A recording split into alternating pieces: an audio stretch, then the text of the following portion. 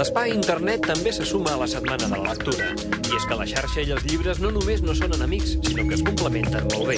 El primer i més recent exemple el tenim a la web quellegeixes.cat, un punt de trobada de lectors que es recomanen llibres en català.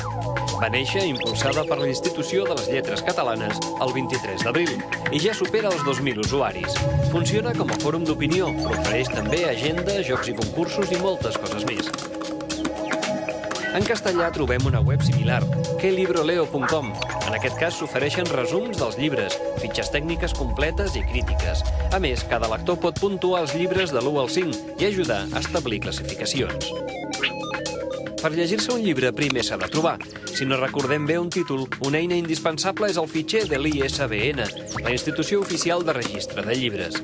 Podem fer una recerca per una paraula del títol o pel nom de l'autor i ens en trobarà la fitxa completa, amb totes les dades editorials.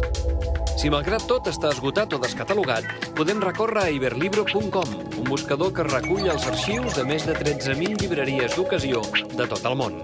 Ens dirà quina llibreria el té a la venda i com demanar-lo.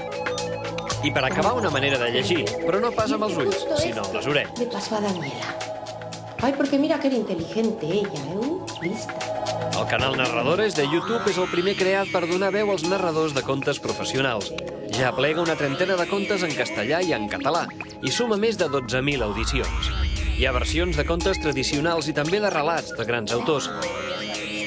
Sigui com sigui, segur que venen ganes de llegir o d'escoltar-ne més.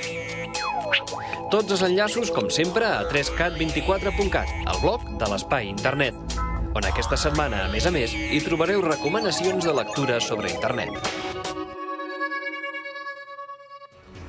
Internet és l'últim apunt, com sempre, el diumenge del Telenotícies, abans del resum.